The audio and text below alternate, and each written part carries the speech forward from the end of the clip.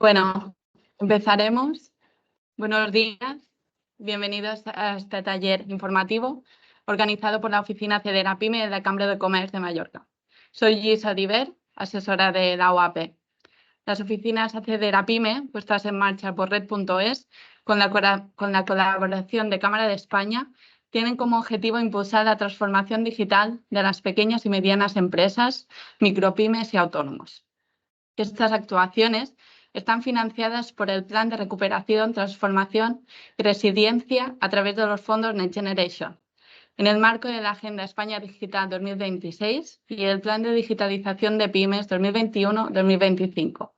En la sesión de hoy veremos prácticas y herramientas para proteger nuestros sistemas y datos corporativos.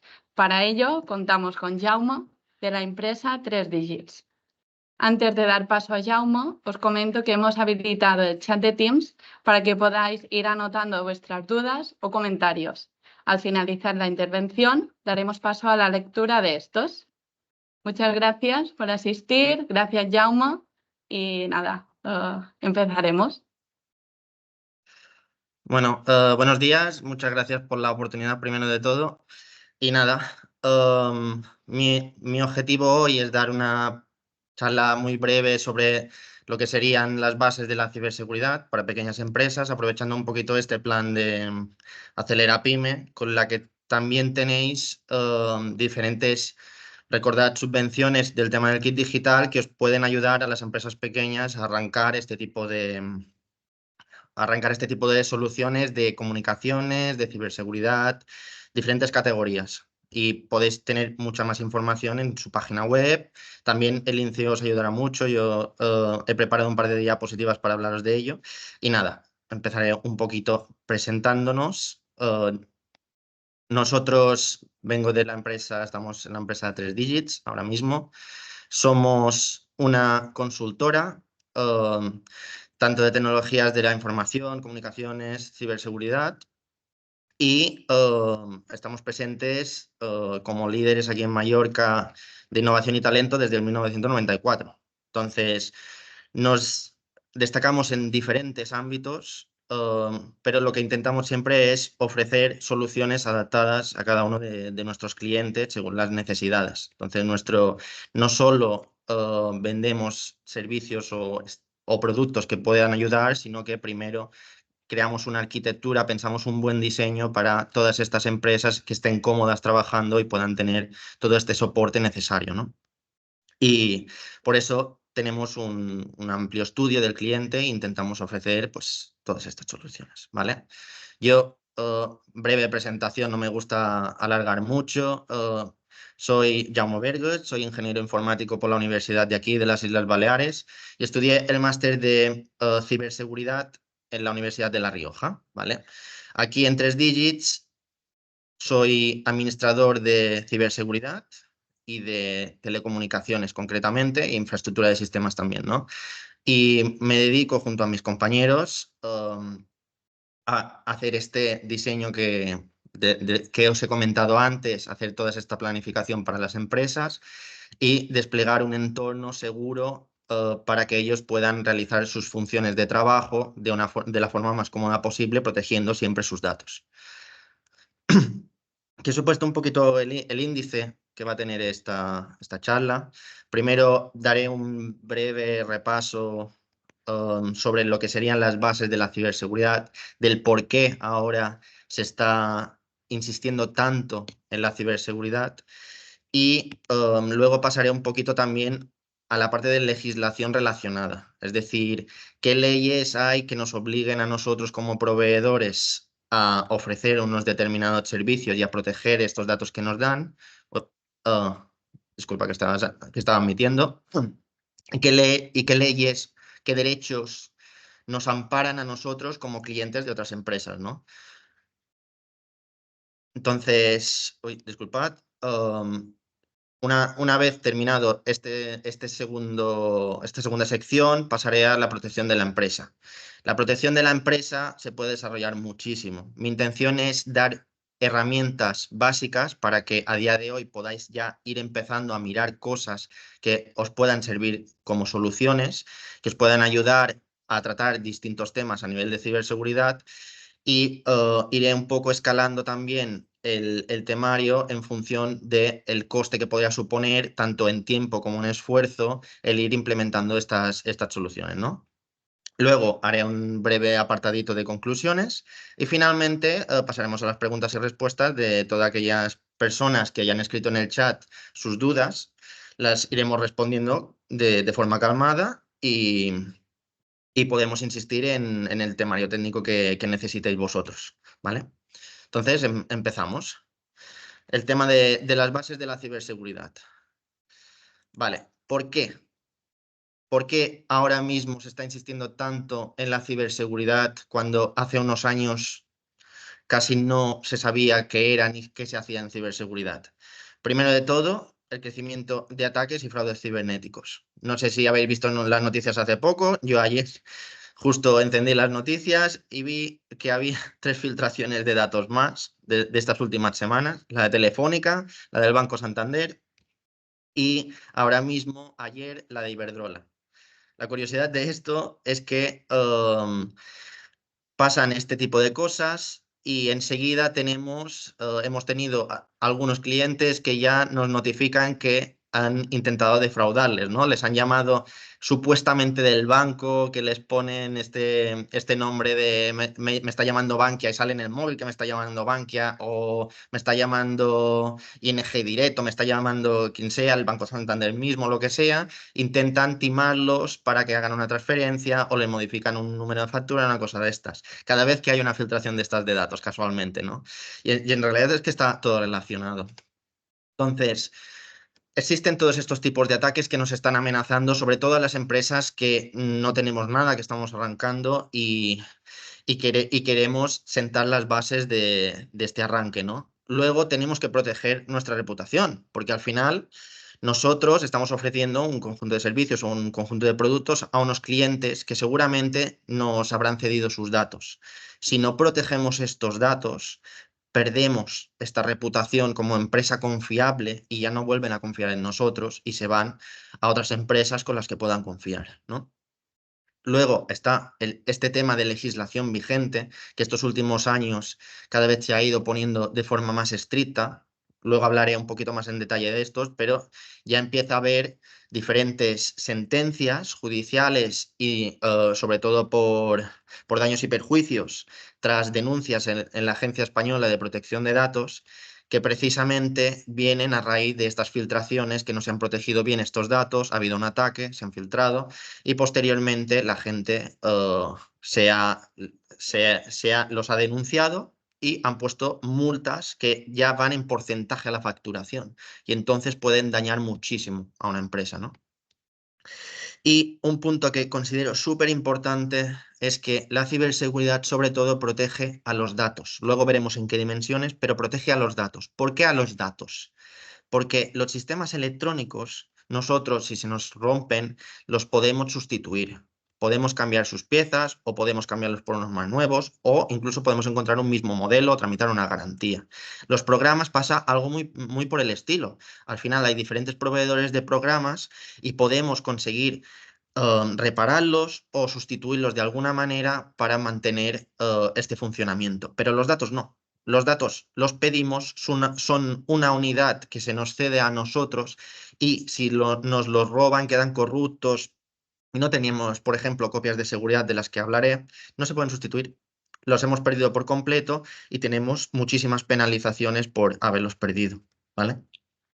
Entonces, ¿qué objetivo tiene la ciberseguridad? Sobre todo, proteger estos datos. Evidentemente, detrás de esta protección de estos datos hay muchísimas cosas, como por ejemplo, es proteger la continuidad de la empresa en sí mismo, ¿no? Porque gracias a estos datos nosotros podemos ir funcionando como proveedores de estos servicios o de estos productos. También es prevenir ataques. No solo es esperar que nos llegue el ataque y decir, bueno, ¿y ahora qué hacemos? No, no, no. Es intentar encontrar medidas. Como veremos en el reglamento, se habla que sea algo razonable, pero que se demuestre que nosotros hemos puesto un conjunto de medidas para que estos ciberatacantes no tengan un acceso fácil a estos datos, ¿no? Y luego es encontrar la manera de que si estas medidas no fueran suficientes y nos atacaran, poder recuperarnos, poder encontrar modos de volver a arrancar teniendo evidentemente un tiempo de penalización, unos recursos que nos han penalizado, de volver a poder arrancar la continuidad del negocio, ¿vale? Cuando se habla de las dimensiones, aquí solo hablaré de 3, hay más, pero las 3 básicas dimensiones de la ciberseguridad, los parámetros, se configuran en lo que se llama el triángulo CIA, por sus siglas en inglés, ¿no? Confidentiality, Integrity and Availability. Entonces, confidencialidad, integridad y disponibilidad son lo que configura cómo tendríamos que proteger las dimensiones en las que tendríamos que proteger un dato.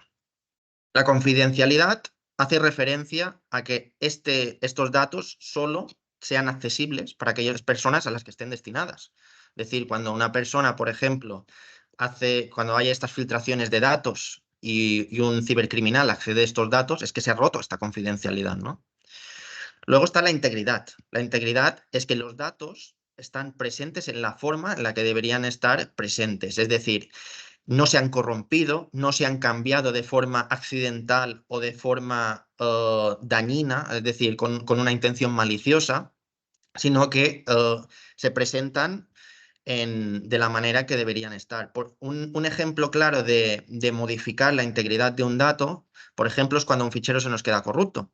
O cuando, por ejemplo, hacen estos fraudes de las facturas, ¿no? Que modifican el número IBAN de una factura en PDF para que se destinen, para que se destine el dinero a otra cuenta bancaria, modificando la integridad de este PDF. Y luego está la disponibilidad. ¿Qué es la disponibilidad? Pues que estos datos, donde estén almacenados, sean accesibles desde donde nosotros querramos que sean accesibles para las personas. Es decir, cuando, por ejemplo, cae una página web a la que nosotros queríamos acceder, una página web que sea pública, por ejemplo, un marketplace tipo Amazon, si cayera Amazon, caería la disponibilidad de esta página web, ¿no?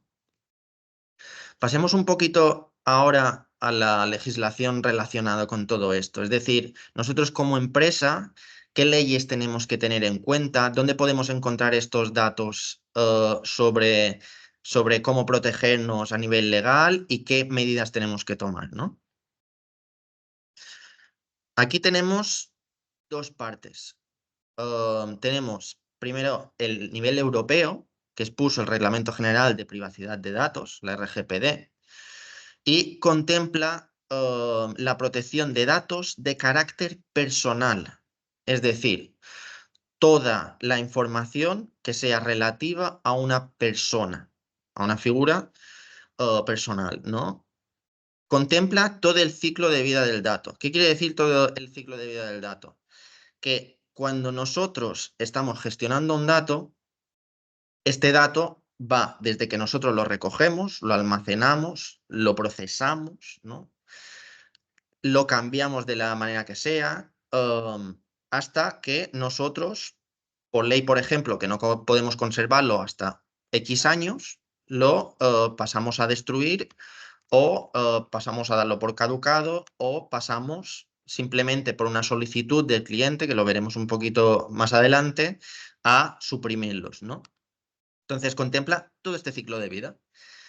Y en cada una de estas fases tenemos que tener en cuenta una serie de medidas. El reglamento general es público y es consultable y contempla la parte más generalista de la ley. Veréis que hay muchas partes de este reglamento general que no están bien definidas y para las empresas conviene también aterrizarlas con, por ejemplo, estándares como la ISO 27000, que habla sobre este tema, ¿no? Posteriormente está la LOPD, la Ley Orgánica de Protección de Datos, GDD, que se hizo, Garantías de Derechos Digitales, que se hizo para lo que se llama transponer a nivel legal, es decir, una ley que está a nivel europeo, aterrizarla al nivel de un país con un conjunto de leyes que la amplíen. Siempre primará, si hubiera un conflicto de artículos dentro de estas dos leyes, siempre primará el Reglamento General de Protección de Datos. Esto es muy importante. La LOPD-GDD nunca puede escribir una ley que sea contraria a este Reglamento General de Privacidad de Datos, pero sí que puede concretar diferentes puntos de esta ley, ¿no? Y entonces también tenemos esta parte de la legislación a nivel nacional. ¿Qué derechos tenemos nosotros o tienen nuestros clientes a partir de estas leyes que he mencionado antes sobre los datos? Muy importante.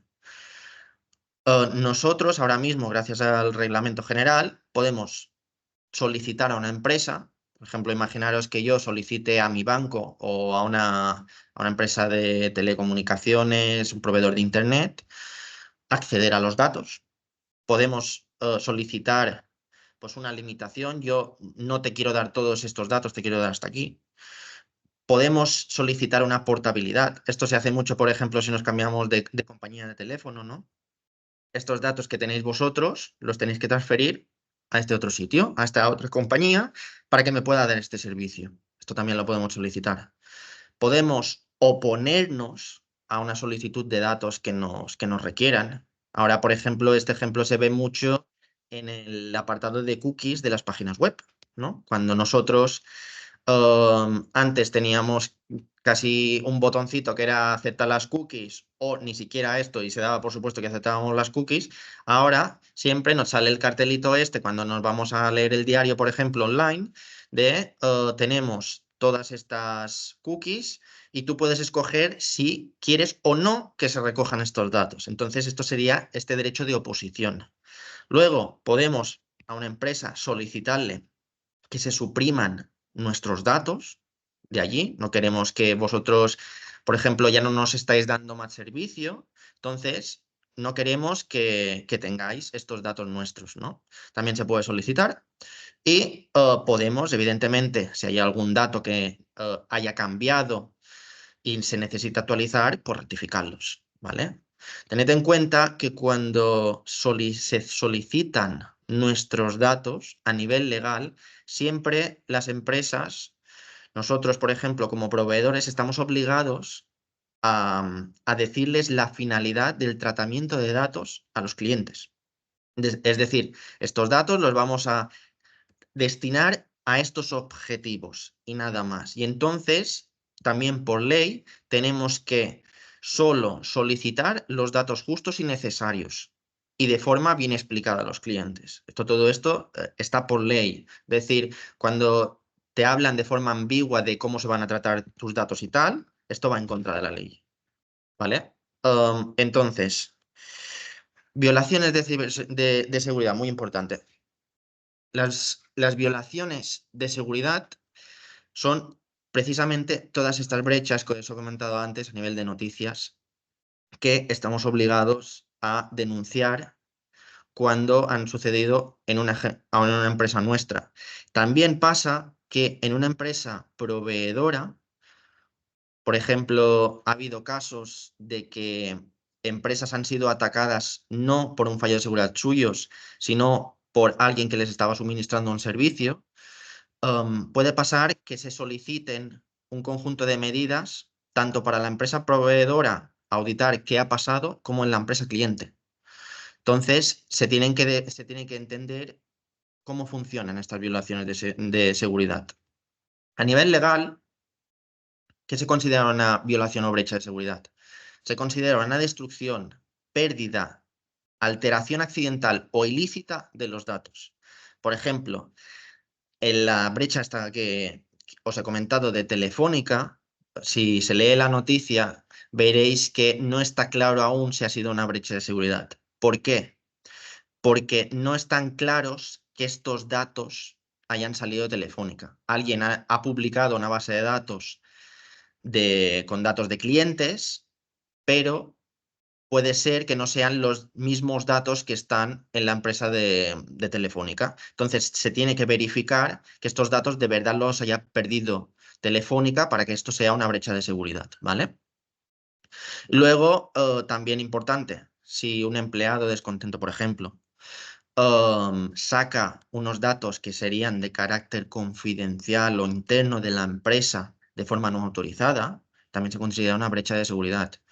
Ya sea accidentalmente, por ejemplo, un empleado que accidentalmente le quiera comunicar a un cliente unos datos y se equivoque en el correo, que esto pasa mucho, y envíe estos datos a otra persona, esto es una brecha de seguridad. O sea, como he dicho, un empleado descontento que lo haga de forma intencionada, ¿vale?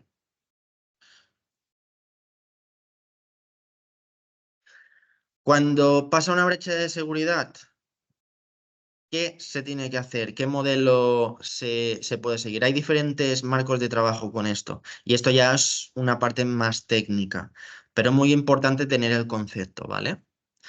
Lo primero de todo, evidentemente, se empieza cuando se detecta esta brecha cuando se detecta esta brecha de seguridad. Cuando la detectamos, tenemos que inmediatamente intentar contenerla. Os pongo el ejemplo que suelo poner aquí, porque es muy visual, es cuando nos entra un virus del tipo ransomware. Este virus de tipo ransomware es un programa malicioso que la intención es cifrar con un cifrado lo mayor complejo posible para que la gente no pueda abrirlo, todos los datos de la empresa y pedir, como un secuestro, pedir un rescate de los datos de la empresa, ¿no? Haya habido numerosas noticias al respecto de empresas y seguro que hay muchas más. Um, y este tipo de virus concretamente no actúa inmediatamente, sino que intenta expandirse al máximo de números de equipos posible. Intenta analizar cómo está la red, ver a dónde puede expandirse y luego empieza a actuar cuando ya ha contaminado el máximo número de equipos. Entonces, como un virus, ¿qué se tiene que hacer al principio? Pues aislarlo, ¿no? Contener este equipo donde veamos que se ha ocasionado la brecha de seguridad y los equipos que puedan haber sido infectados, por decirlo de alguna manera, ¿no? Posteriormente, en un entorno seguro, y esto es muy importante, porque hay gente que dice, bueno, no, ahora que ya sabemos dónde tal, volveremos a arrancar el ordenador y miraremos qué ha pasado. No, porque si este ordenador sigue estando en la red y sigue viendo este programa malicioso, no has arreglado nada. Volverá a intentar contaminar toda la zona y puede ser peor, ¿no? Posteriormente, técnicos especializados en un entorno seguro, aislado, pueden intentar eliminar la amenaza o primero obtener más información de ella, con lo que se llamaría un peritaje forense, y luego erradicar este malware. Muchas veces incluso se recomienda directamente cambiar el ordenador, porque no es el riesgo que se puede asumir resulta más caro que no cambiar el equipo entero y ya está. ¿Vale? Siguiente, muy importante, y por eso he hablado antes de estas medidas preventivas, recuperar los datos. Si nosotros tenemos medios, ya hemos prevenido que nos pudiera pasar algo, tenemos medios para hacer, por ejemplo, copias de seguridad, tendremos la capacidad de recuperar los datos en una fase anterior, puede ser un desfase de horas o días, pero tendremos un punto de partida mucho mejor que no tener nada y tener que volver a empezar de cero. Porque como os he hablado, cuando se pierden los datos es prácticamente imposible recuperarlos.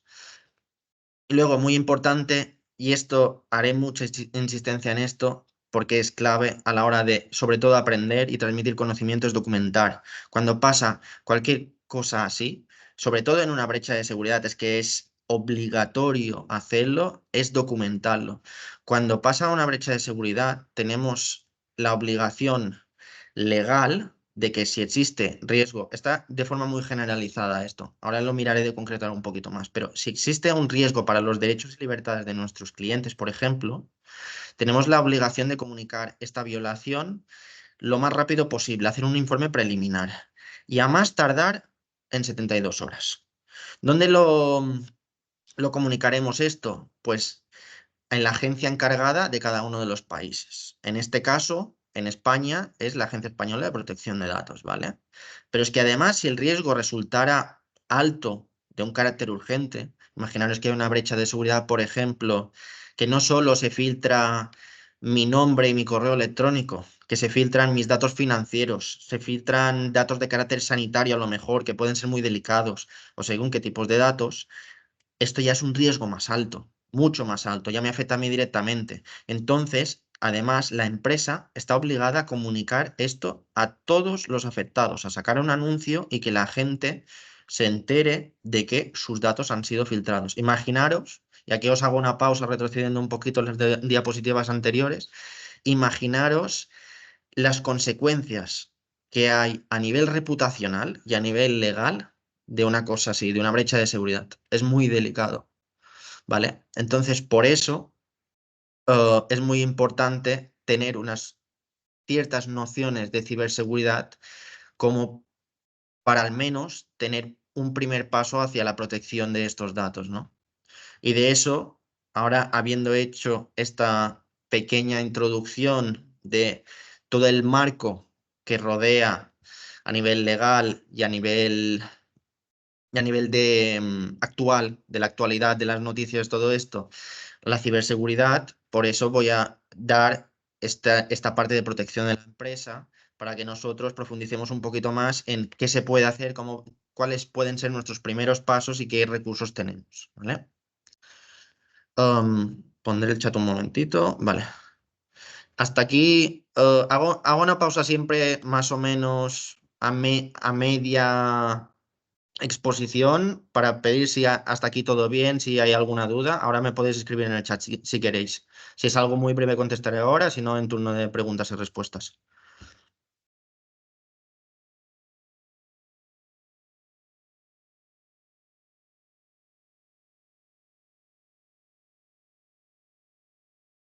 Vale, de momento veo que no hay ningún problema. Entonces, voy a seguir un poquito más. La parte de protección de la empresa.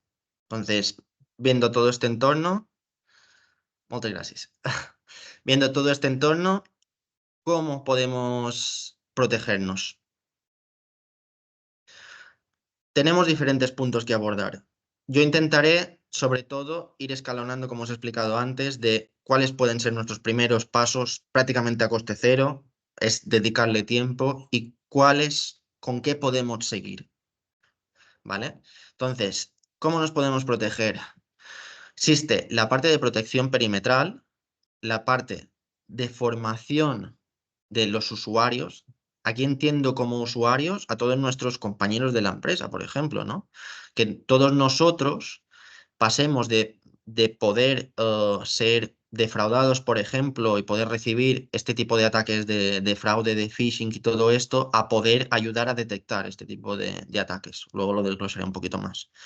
Luego está la protección del punto final. Aquí está bastante en contraste con la protección perimetral. Protección perimetral básicamente es intentar proteger el entorno, mientras que el punto final ya es proteger nuestros equipos, nuestras herramientas de trabajo propiamente ahí que podemos hacer, ¿no? Y luego, muy importante, y esto hago mucha insistencia, la parte de mantenimiento. Tendremos que actualizar nuestros equipos, tendremos que ver versiones, tendremos que intentar corregir problemas, la parte de revisión y la parte de documentación, ¿vale? ¿Qué tenemos para formar a nuestros usuarios? ¿Cómo podríamos empezar a ver qué recursos hay para que nosotros nos protejamos en nuestra manera de trabajar diariamente, ¿no? Están, por ejemplo, las políticas de los puestos de trabajo. Las políticas de los puestos de trabajo. Ahora intentaré cambiar la pantalla y poneros unos ejemplos. Básicamente constan de un conjunto de puntos en los que una checklist, si lo queréis, en los que nosotros tendríamos que centrarnos y definir para tener un entorno de trabajo más seguro, para protegernos. Hay distintos tipos de política, disculpad. Uno de ellos, por ejemplo, precisamente es cómo gestionas el equipo. Otro de ellos puede ser qué podemos hacer con los correos electrónicos para prevenirnos contra estos ataques de phishing, ¿no? Cómo comunicamos las cosas. Hay distintos tipos. Y muy importante que he puesto, y hago mucha insistencia, la parte del INCIBE, porque el INCIBE es la gente lo conoce muy poquito, me sorprende, es el Instituto Nacional de Ciberseguridad y tiene una página web pública llena de recursos gratuitos, como infografías, cursos, documentación muy buena con la que poder empezar a informarte sobre todo este tipo de cosas. Además, también realiza bastantes proyectos. Nosotros con Natalia Maroto, que justo está aquí, empezamos con la ronda del Cibercamp aquí en Mallorca, que eran estas conferencias a nivel técnico de ciberseguridad que eran muy interesantes con la Universidad de les Illes Balears también. Y siempre ayudan a los usuarios a tener recursos para empezar, para arrancar en este entorno que se desconoce muchísimo, ¿no? Muy importante aquí la parte del phishing, que haré un inciso directo luego. La división de los datos, muy importante formar a los usuarios en qué datos están gestionando. Estos datos que estás gestionando los puedes publicar y no pasa nada. Son solo de carácter interno, es decir, está bien que los compartas, pero solo con tus compañeros de la empresa. O son confidenciales. Confidenciales quiere decir que están destinados a un número restringido de personas, ¿no? A lo mejor son datos de carácter, yo que sé, por ejemplo, las nóminas son datos de carácter del departamento solo de administración. No queremos que todo el mundo sepa según qué datos, ¿no? Navegación segura, también muy importante. Últimamente hay muchos ataques web que intentan robar o deducir de alguna manera las credenciales de los usuarios y se originan precisamente a partir de enlaces maliciosos o de algún anuncio publicado en una web insegura que induce a error al usuario para que pulse allí e introduzca datos que le pueden exponer, ¿no?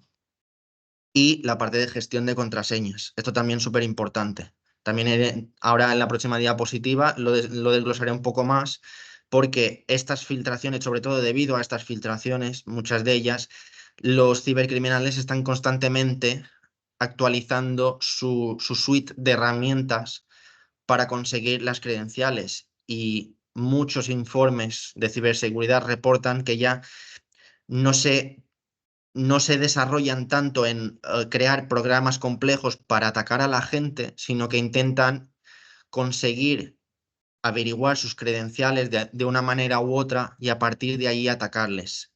Y ya entran con mucha más ventaja de la que podrían entrar intentando atacar a un sistema. Entonces, nosotros como usuarios siempre seremos el punto, el escalón más débil de la cadena. Entonces, tenemos que protegernos con estos puntos. Parte de credenciales, muy importante. Aquí siempre pongo esta diapositiva que me encanta y la miro de actualizar, está en 2024, de cuánto tardaría un hacker en romper nuestra contraseña. Y aquí tenemos dos factores, ¿no? Tenemos el número de caracteres, que sería esta primera parte de aquí, que es la longitud, y cuántas combinaciones tenemos para cada uno de los caracteres. Es decir, si un carácter es solo numérico, entonces tendríamos solo 10 combinaciones para cada uno de los caracteres, del 0 al 9. Si un carácter además tiene las letras, tendríamos estas 10 combinaciones más los 27 letras del alfabeto, ¿no? Muy importante aquí también recordad que hay caracteres que nosotros tenemos, por ejemplo, como la ñ, que muchas veces pueden ser útiles porque no están presentes en todos los teclados del mundo y son caracteres especiales que nos pueden ayudar a defenderlos, a darle un aumento de complejidad a esta contraseña, ¿no? Pero cuando vemos que está aumentando, no tanto el número de caracteres, que si veis aquí solo aumenta segundos, es decir, vale, me estás poniendo, yo qué sé, una contraseña de 6 caracteres, yo te la saco instantáneamente, pero si me la pones de 7, que solo sean números, te la saco en 4 segundos. No, pero cuando estamos subiendo la complejidad, es decir, las posibles combinaciones que puede haber de letras, números y tal en un mismo carácter, es cuando se disparan los tiempos. Aquí vemos que pasa 9 segundos, 10 minutos, 12 horas, un mes. Entonces, para crear una buena contraseña tendría que ser un equilibrio un poco grande de esta longitud y de esta complejidad, ¿vale? Importante también, yo le pongo el reciclaje. ¿Qué es el reciclaje? Es decir, si yo utilizo la misma contraseña para todo, para el Amazon, para el Netflix, para mi correo electrónico, para este programa que solo uso en la empresa, lo que sea, si la uso para todo, basta que se filtre en un sitio para que los cibercriminales intenten romperla, intenten usarla en todas las partes a ver qué sacan más.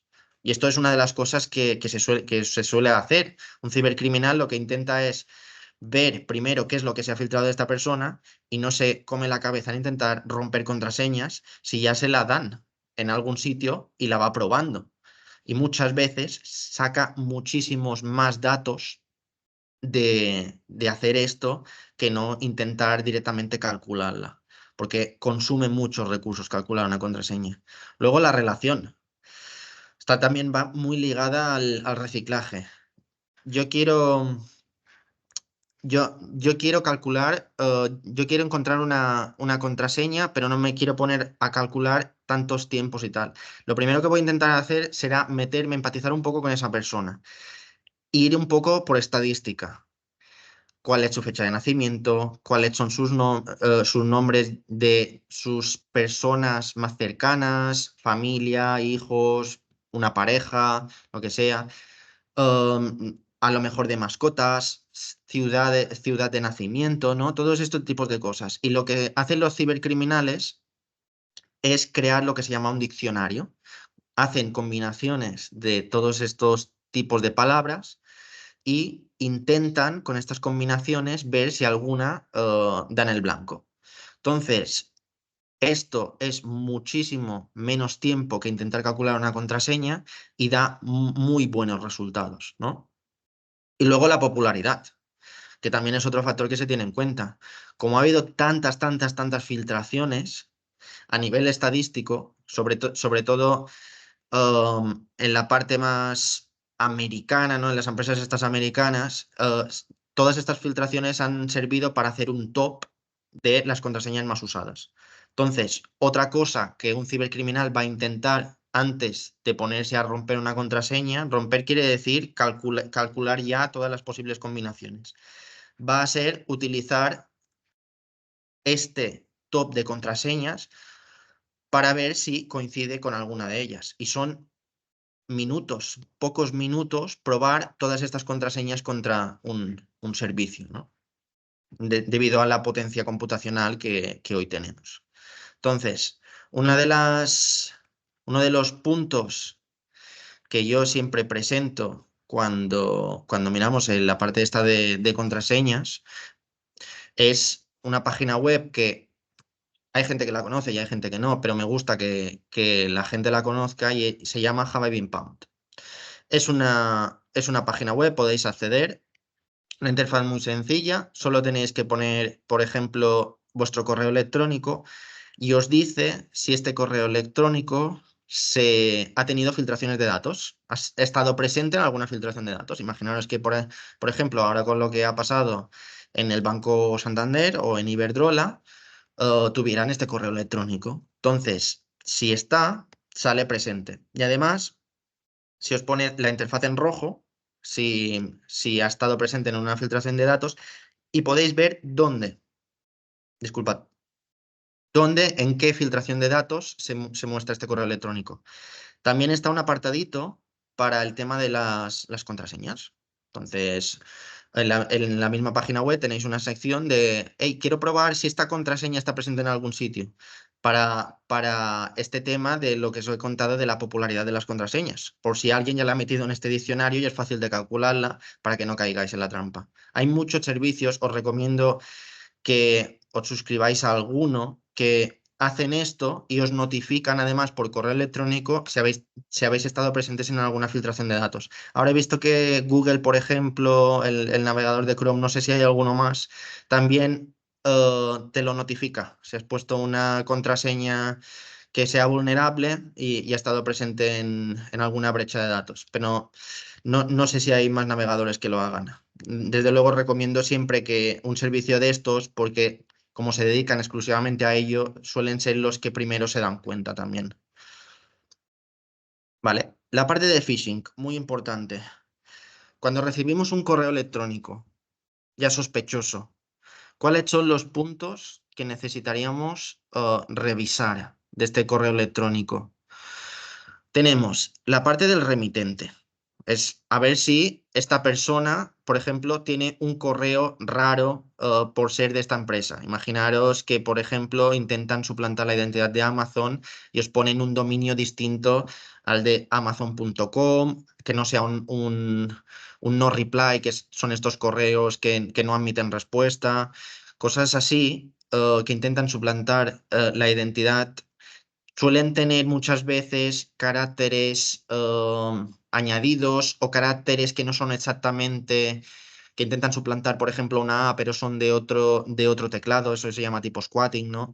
Entonces, esto es una de las partes que tenemos que analizar. O simplemente a veces veis que es un Hotmail o un Gmail y dices, bueno, pero si me está hablando esta empresa, tendría que tener el dominio de esta empresa, ¿no? Esto es muy importante. Luego la parte del asunto. Cuando os atacan con un ataque de phishing, igual que estos fraudes telefónicos, siempre os intentan inducir un sentimiento de urgencia, os intentan manipular, de tal manera que vosotros no tengáis tiempo a pensar y os fuercen a hacer una acción muy repentina que os puedas poner. Entonces veréis que siempre hay algo que te intenta captar mucho la atención y te intenta dar un sentimiento de urgencia. Suele ser muy común en el asunto que se te va a bloquear la cuenta o tal, o que tienes un recibo de que te han quitado tanto dinero del banco, este tipo de cosas, ¿no? Son cosas muy que nos inspiran mucha urgencia y tenemos que revisarlo enseguida y tal. Luego, la parte de reacción, muy importante. Ahora cada vez menos, y sobre todo con las inteligencias artificiales menos, pero muchos correos electrónicos, por ejemplo, se hacen desde otros países, se traducen mal y vemos errores gramaticales, errores ortográficos muy graves. Aquí podemos deducir que es un ataque de phishing. Y luego veréis que hay dos tipos, siempre en un ataque de phishing que es popular que haya o un fichero adjunto o un enlace. ¿Vale? ¿Por qué? Porque al final la intención es o colaros un programa malicioso con el que poder tener un vector de entrada para haceros daño, o llevaros a un sitio web que os descarga el mismo programa o os pida datos para tener ese vector de entrada. Entonces siempre veréis uno de estos dos o ambos incluso elementos en común. ¿Vale? Muy importante analizarlo esto. Tema de ficheros adjuntos, muy importante. ¿Qué recursos tenemos? Nosotros ahora mismo tenemos el ordenador en blanco, nos llega un fichero adjunto, podría ser que fuera lícito, no lo sé seguro. ¿Qué podemos hacer? Hay diferentes páginas web, una de las más populares que yo utilizo mucho es VirusTotal, para analizar un fichero, para analizar una URL e incluso hacer una búsqueda. La búsqueda es un tema más técnico, pero precisamente vosotros tenéis tanto file como URL, donde vosotros podéis subir un fichero, y VirusTotal tiene un montón, no sé si todos, pero un montón de motores de antivirus que analizarán al momento este fichero y os darán una media de la evaluación. Si no pasa en un mínimo de antivirus y lo que se llama una sandbox muy brevemente es un equipo que puede ser virtual que revisa cómo se comporta este fichero y le hace un conjunto de pruebas para ver si hace algo raro o hace algo malicioso.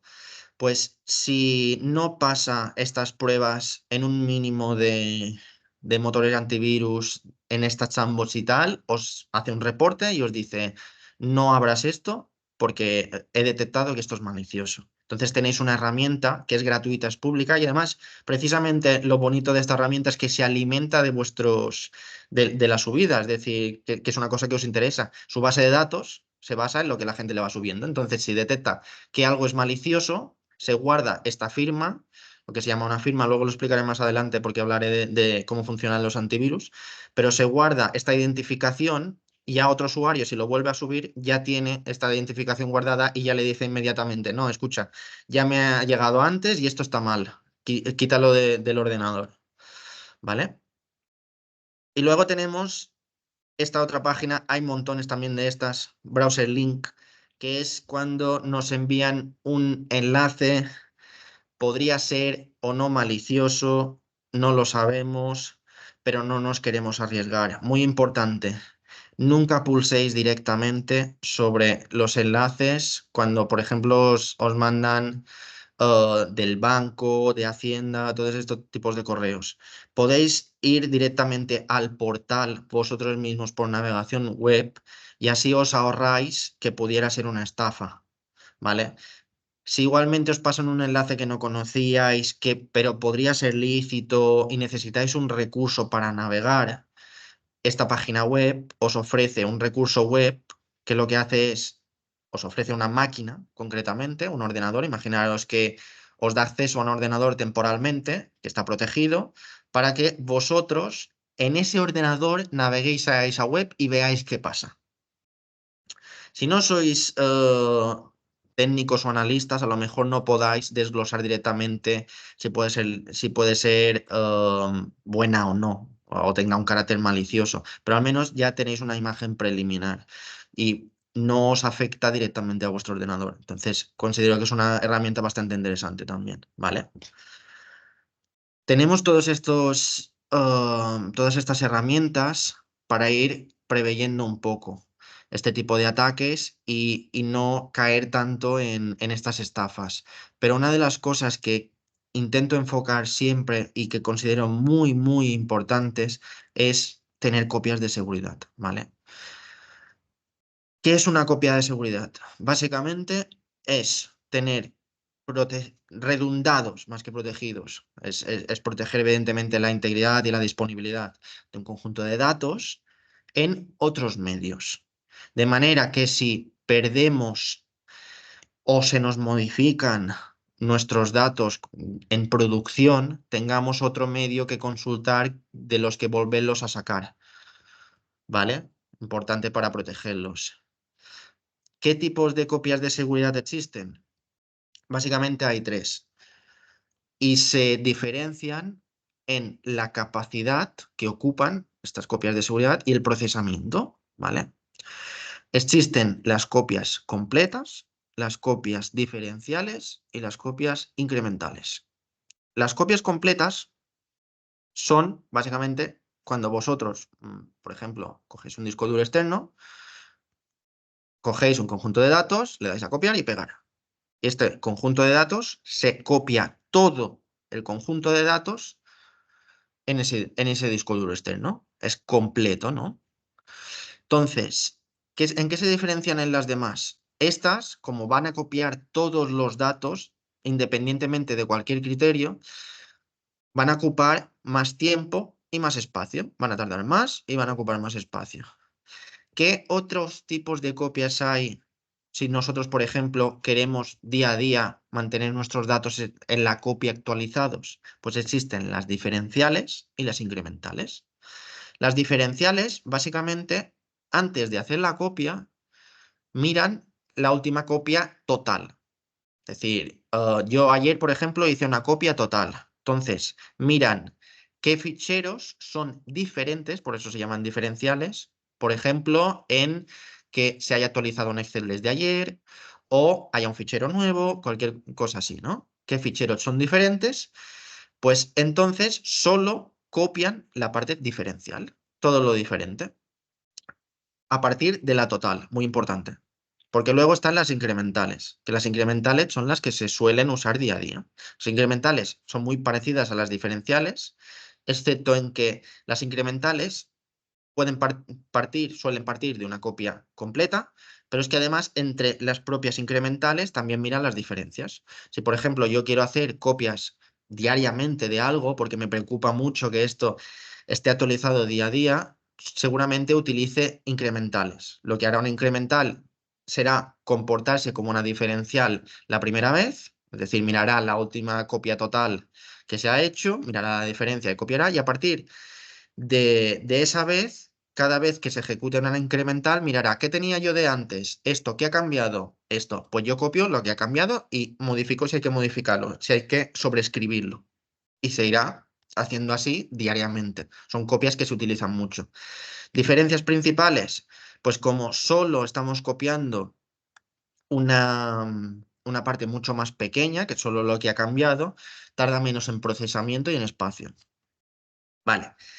Ahora diréis, bueno, pues entonces, ¿por qué no hacemos siempre incrementales? Las incrementales, el problema que tienen es que siempre dependen de tener la totalidad de los datos, tener una total, igual que es decir, las diferenciales y las incrementales.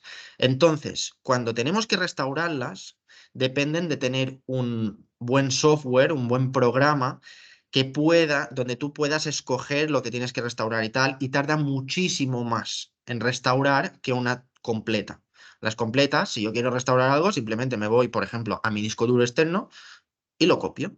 En una incremental, como va por diferencias, tengo que ver en qué día cambió eso, seleccionarlo y todo será de una total, partirá siempre de la total. Entonces, rescatar este dato me costará muchísimo más, ¿vale?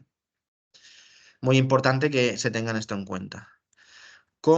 ¿Qué dispositivos, qué medios tenemos para hacer estas copias de seguridad? De nivel básico a soluciones más empresariales, más grandes. Tenemos, por ejemplo, USBs o discos duros externos, ¿no? Es un nivel muy doméstico, pero es mejor que nada siempre. Entonces, son niveles más baratos, donde seguramente tengamos que hacer copias totales constantemente, pero ya tenemos un dispositivo externo, aislado, en el que si nos atacaran a nosotros, si lo tenemos desenchufado, muy importante cuando se haga la copia después de desenchufar, porque si no, no sirve de nada, tenemos un medio desde donde restaurar los datos, ¿vale?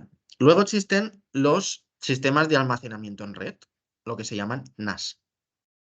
Son equipos informáticos en la misma red que ya te hacen este proceso automatizado de copias de seguridad porque precisamente están destinados a ellos, ¿no? Y almacenan todos estos datos transfiriéndolos desde los distintos equipos a esta parte centralizada. Y si se configuran bien, también se pueden aislar de tal manera que cuando tengan un ataque los equipos, este ataque no llegue hasta este dispositivo en red. Y luego, evidentemente, tenemos la nube. Casi todo el mundo utiliza la nube. Hoy en día que hay smartphones, ¿no? Tenemos el Google Fotos, por ejemplo, que es de Android, y la nube de los iPhone. Entonces, el almacenamiento en nube también son un conjunto de equipos, de servidores en otra parte geográficamente distanciada que coge online, de forma online, estos datos y los almacena allí en un lugar lejano. ¿Con qué nos protegería esto también? Pues si, por ejemplo, imaginaros que hubiera un problema en la propia oficina. Si, por ejemplo, cayera al techo, hubiera un incendio, este tipo de problemas, y afectara a todos los dispositivos, podría afectarnos, por ejemplo, tanto al NAS como al disco duro, ¿no? Y podríamos perder todos estos datos igualmente. Pero si está en la nube, como está geográficamente distante, podríamos salvarlos de allí. Entonces, existen estos métodos de almacenamiento y de copias de seguridad. ¿Qué recomienda el INCIBE? ¿No? ¿Qué recomienda el Instituto Nacional de Ciberseguridad en estos casos? Que sigamos una estrategia 3-2-1, lo que se llama 3-2-1. Aquí nos dice, tendríamos que tener idealmente 3 copias de los datos, una original y 2 secundarias. Al menos en 2 formatos distintos de almacenamiento. Es decir, por ejemplo, tenemos un disco duro externo y otro en la nube, por ejemplo. O tenemos un NAS y el disco duro o uno en la nube. Sobre todo digo en la nube porque la última recomendación es que esté fuera del lugar de trabajo. Es lo que os he explicado de que esté geográficamente distante, porque así riesgos que afecten directamente a la sede de la empresa a nivel de ubicación los podremos mitigar teniendo estas copias alejadas. También a veces lo que se hace es este disco duro externo luego desplazarlo de ubicación. Cada uno con los recursos que tenga podrá ir analizando. Hablaré brevemente sobre esto para que tengáis una breve pincelada de lo que es el tema de protección perimetral, que también es importante, que es la manera de nosotros teniendo un mundo que ahora estamos todos conectados a Internet y, muchas empresas tienen distintas sedes ubicadas, tienen teletrabajo, todo esto, ¿qué medios tenemos para proteger estas conexiones? Uno de los más importantes es el cortafuegos. El cortafuegos yo siempre le explico como tener el portero que está revisando constantemente quién entra y quién sale, ¿no? Con la lista, ¿no? Esta lista, tú le defines una lista de yo quiero que estas conexiones se permitan, pero quiero que no dejes entrar o no dejes pasar tanto de entrada como de salida a estas otras. Y entonces, un cortafuegos es un equipo que hace esto, ¿no? Deja pasar o no deja pasar estas conexiones, de tal manera que ya quitando conexiones que no nos interesan, ya no nos exponemos directamente tanto a posibles ataques. Luego, hay sistemas más avanzados que se llaman sistemas de detección o protección contra intrusiones, que básicamente serían como sondas, es decir, analizan el tráfico que está pasando en red y nos pueden advertir o incluso pueden parar conexiones que puedan ser un ataque, ¿no? Si, por ejemplo, cuando tú haces un ataque de denegación de servicios sobre un equipo, un ataque de denegación de servicios es solicitar muchísimo, muchísimo, muchísimo, incluso desde muchos equipos distintos, a un servidor, a otro equipo, que te dé una información tanto que lo saturas y cae. Y ahí pierde la disponibilidad, que es lo que hemos hablado antes. Pues estos sistemas ayudan a mitigar o incluso parar esto, ¿vale? Muy importante. Y luego también, en el caso que os he explicado de los ransomware, el tema de segmentación de redes. Es decir, nosotros podemos tener redes a nivel de lógica separadas para cada una de las funcionalidades. A lo mejor no nos interesa, un caso muy, muy fácil y una manera muy fácil de aterrizarlo es en oficinas pequeñas, a lo mejor podemos tener invitados, ¿no? A lo mejor no nos interesa que los invitados estén en la misma red en que nosotros tenemos nuestros servidores y nuestros datos. Y entonces generamos dos redes distintas, separadas a nivel lógico, por ejemplo, para que los invitados puedan tener su acceso a Internet y puedan tener una conexión en su móvil, por ejemplo, o si llevan una tablet por si quieren hacernos una presentación o cualquier cosa, pero que no sea el mismo acceso que tenemos nosotros a nivel interno si, por ejemplo, nosotros tenemos un NAS, como he explicado, para hacer estas copias de seguridad y tal. Así, un invitado que se conecte a nuestra red con una contraseña que no necesariamente sea segura y se pueda compartir, no tendrá acceso a datos de carácter confidencial. Entonces también es muy importante tener en cuenta que la red se tendría que separar según las necesidades, ¿vale? Y aquí iré un poquito más a, vale, hemos protegido el perímetro, tenemos un nivel de funcionamiento ya que hemos aprendido, un conjunto de cosas para mitigar nosotros como persona este tipo de ataques. ¿Qué podemos hacer además para proteger nuestros equipos? Tenemos, lo primero de todo, los antivirus. Esto sí que ya es mucho más conocido y hay dos tipos principales. A nivel empresarial ya es un híbrido de estos dos tipos, pero para que sepáis un poquito, están los antivirus basados en firmas, que básicamente es muy parecido a lo que os he explicado del cortafuegos, es decir, al final es un programa que reside en nuestro ordenador y revisa que no haya ningún programa que sea un malo que esté en su ficha, para que nos entendamos, ¿no? Revisa, tiene una base de datos con un conjunto de programas maliciosos y revisa que los programas no tengan ninguna identidad de estas maliciosas. Si descubre que hay algún programa que coincide con su ficha, lo para, lo aísla o incluso lo elimina. ¿vale? Dependiendo un poquito de la casuística.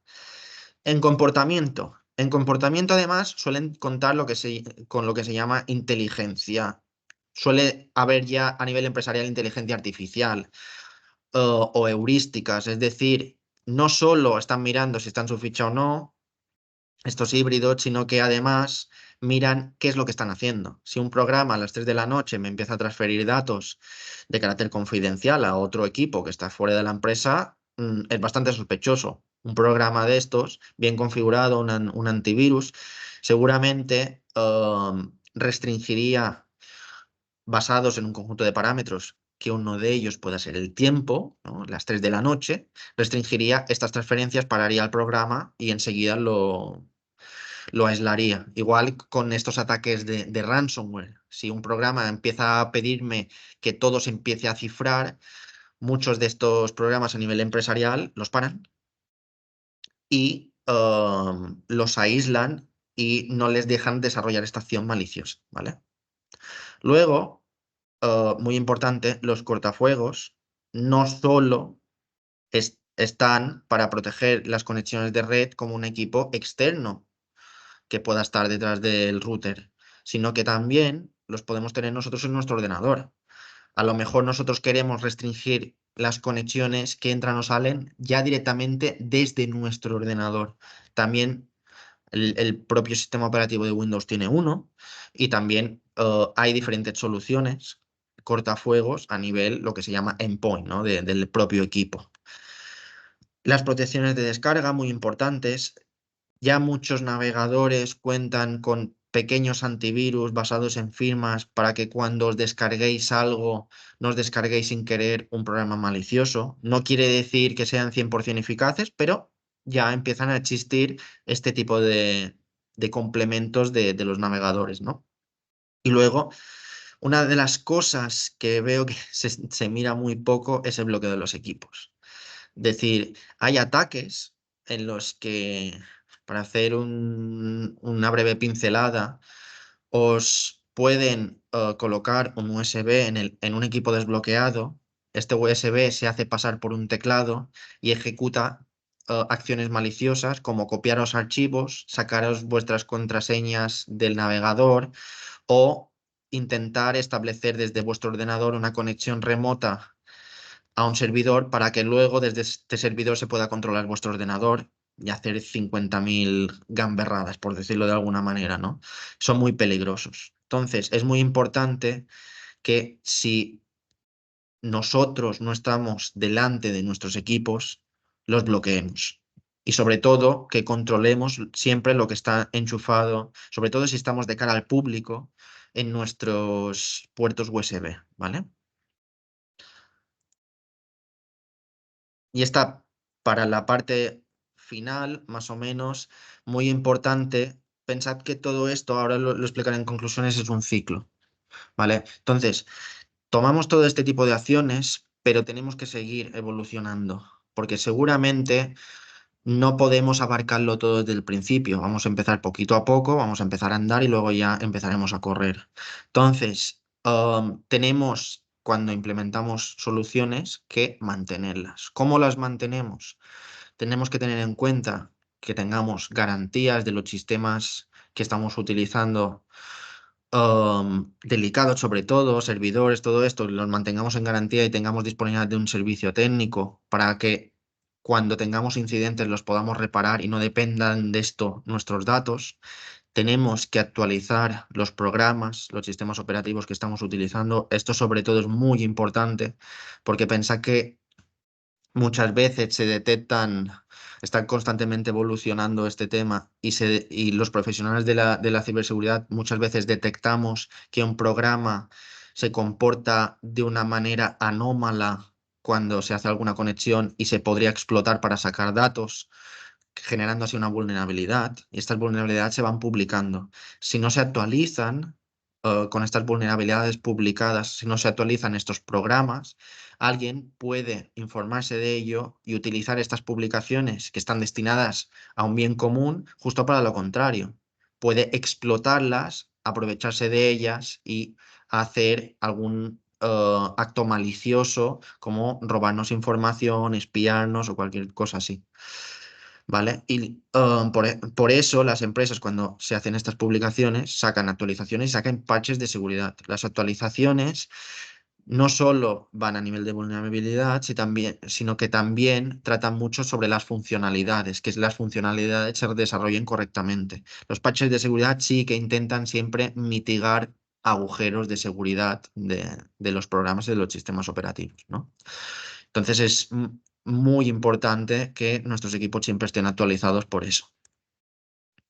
Luego, ¿cómo podemos comprobar que todo esto se desarrolle correctamente?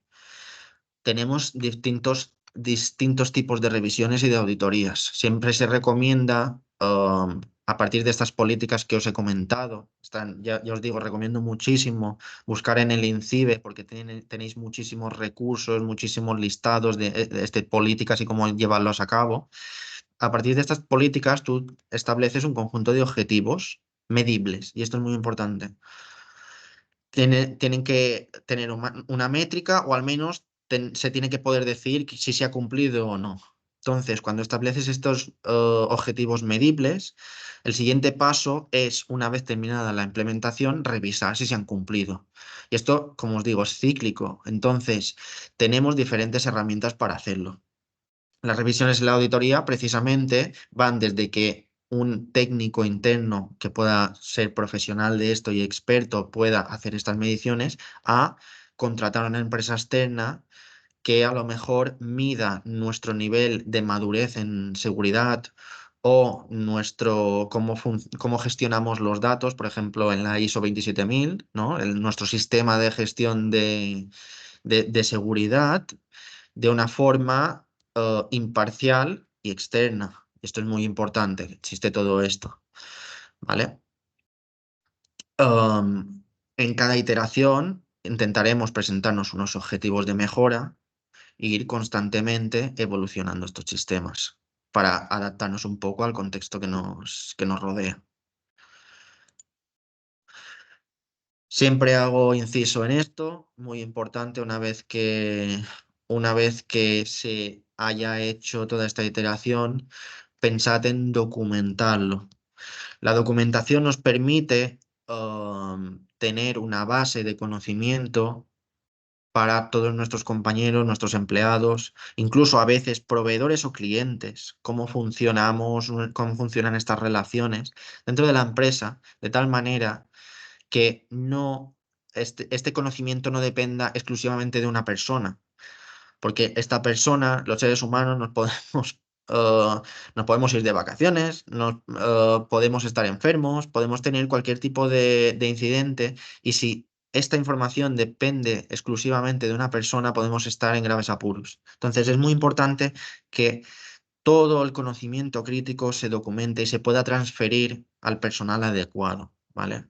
Entonces, recomiendo siempre pensar cuando se va a hacer un sistema de documentación en una estructura que sea centralizada, es decir, asegurar la disponibilidad en algún servidor en la nube, que esté bien protegido, en algún NAS, que sea accesible para, sobre todo, quien tenga que acceder y desde los medios que vosotros permitáis según vuestras políticas de seguridad y que esté bien jerarquizada. Muy importante, como os he ido insistiendo en esto, el tipo de dato. A lo mejor tendréis que diferenciar en vuestra documentación si estos datos se pueden publicar, si estos datos son solo de carácter interno o si incluso son solo destinados a este determinado perfil.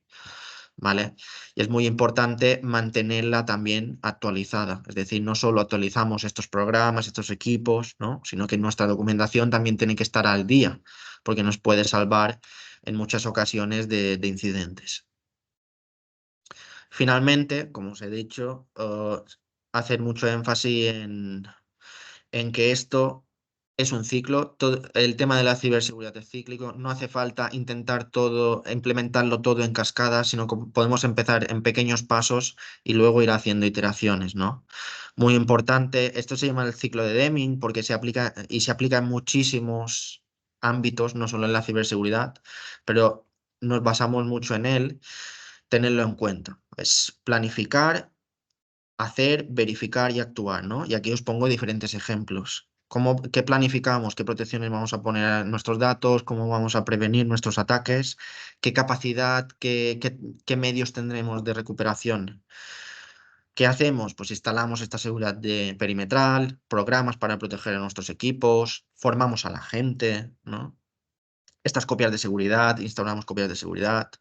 ¿Cómo verificamos? Pues con auditorías, miramos la usabilidad, también muy importante. Cuando generamos un entorno de seguridad, muchas veces podemos afectar a la comunidad de los usuarios. Hay que encontrar un equilibrio, no es todo blanco o negro, sino que hay que encontrar maneras que sean cómodas para trabajar, pero que también protejan adecuadamente los datos, ¿no? Aquí os pongo, por ejemplo, test de penetración, que es un tipo concreto de pruebas de seguridad que se basa en ponerse en la posición de un cibercriminal y probar si se podría atacar a una empresa con los recursos que tienen los cibercriminales, ¿no? Y luego actuar. Vamos nosotros activamente, si somos profesionales de la ciberseguridad o si tenemos contratado un servicio de profesionales de la ciberseguridad, a estar informados constantemente de qué amenazas existen y si nosotros podría ser que las tuviéramos residentes en nuestros equipos o en nuestras empresas. Vamos a tener un reporte constante de los incidentes, de cómo hemos ido manteniendo nuestros sistemas y actualizando. Y sobre todo, muy importante, vamos a documentarlo todo, ¿no? Y vuelta a empezar. ¿Qué planificaremos para la próxima iteración? ¿Qué haremos? ¿No? Y todo esto va rodando. La ciberseguridad se tiene que ir actualizando constantemente. Te cambia el paradigma de un día a otro y es muy importante que se esté no solo formado a unos niveles básicos como los que os he podido aportar hoy, sino que también actualizado, ¿vale? Y con esto finalizo mi presentación. Simplemente daros las gracias por haber estado presentes. Ahora podéis pedirme cualquier duda que tengáis y tenéis aquí nuestros distintos métodos de contacto si queréis contactar con nosotros para cosas más desarrolladas, para pedirnos consejo, cualquier cosa, estamos disponibles, ¿vale? Muchas gracias. Bueno, Jaume, muchas gracias por tu presentación. Ha sido muy interesante. A ver si alguien tiene alguna duda. Pues,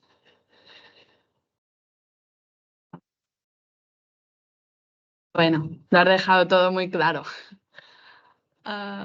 Bueno, Sí, nada, sí, sí, sí. recordaros que la OAP estamos a vuestra disposición para cualquier duda. Espera, tenemos una pregunta. ¿Hay alguna Sí, herramienta para analizar? sí, la leo. ¿Hay alguna herramienta para analizar políticas de seguridad y recomendaciones? Sí, hay distintas herramientas. Dependerá un poco del marco de trabajo en el que tú te quieras involucrar, ¿no? Porque ya he dicho que hay distintos estándares en el tema de ciberseguridad o de sistemas de seguridad. El INCIBE tiene un conjunto también grande de herramientas de análisis tanto de seguridad como de políticas. Os recomiendo que las miréis. Por ejemplo, están análisis del Esquema Nacional de Seguridad. No sé si tienen de la ISO 27000 ahora mismo, pero hay distintas herramientas. Entonces, ahí encontraréis un repositorio bastante grande para empezar. Nosotros, por ejemplo, utilizábamos en algunos proyectos la herramienta Pilar, ¿no? Destinada a este contexto. No sé, para una pequeña empresa que quiera pedir el kit digital y pedir solución de ciberseguridad, ¿qué recomendarías para empezar, teniendo en cuenta que nunca se ha invertido nada anteriormente? Vale, en realidad, cuando se pide la solución de kit digital de ciberseguridad, concretamente, en el BOE, esta solución ya contempla un conjunto de características mínimas que debería tener la solución para darse como válida.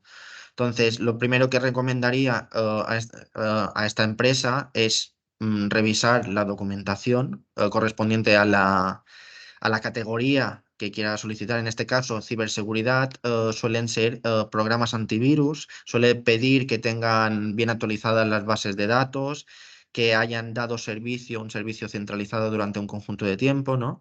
Entonces, recomendaría revisar la documentación y asesorarse sobre todo. Es decir, si no tenéis un conocimiento técnico, bueno, nuestras compañeras aquí de Acelera Pyme os pueden ayudar muchísimo en estos casos y a nivel técnico nos podéis pedir cualquier duda a nosotros. Bueno, creo que está escribiendo un Vale. poquito más.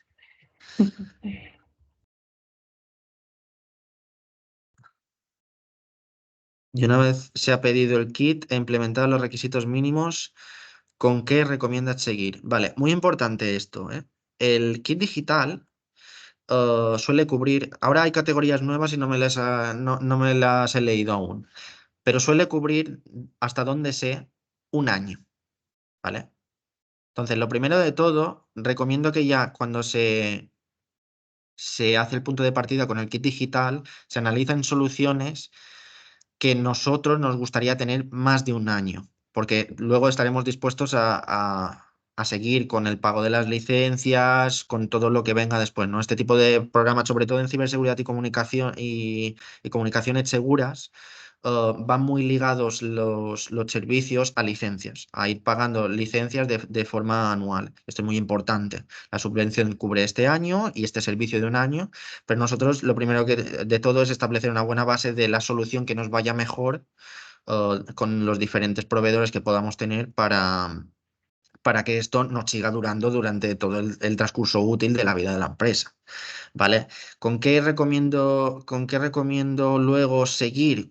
Vale, pues yo después de ciberseguridad seguiría con comunicaciones seguras. En esta línea, porque hay distintas líneas. Hay, por ejemplo, líneas como oficina virtual que os puede ayudar mucho al día a día, pero ya es otra línea distinta no relacionada con la ciberseguridad. Pero yo seguiría con comunicaciones seguras por el hecho de que establece ya estos equipos firewall en la mayoría de ocasiones o como mínimo garantiza que las conexiones que tengáis con teletrabajadores u otras oficinas tengan unos mínimos de seguridad para mitigar estos ataques. No sé si he contestado a tu pregunta con lo que me pedías.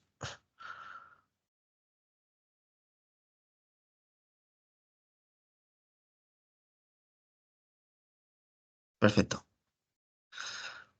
Vale. Bueno, pues si no hay más preguntas, muchas gracias, Jaume. Y nada, gracias a todos por participar en este webinar. Y nada, os invitamos a suscribiros al boletín de la Cámara de Comercio para estar al corriente de todas las novedades y eventos que ofrecemos. Y muchas gracias. Adeu. Adéu, moltes gràcies. Gràcies.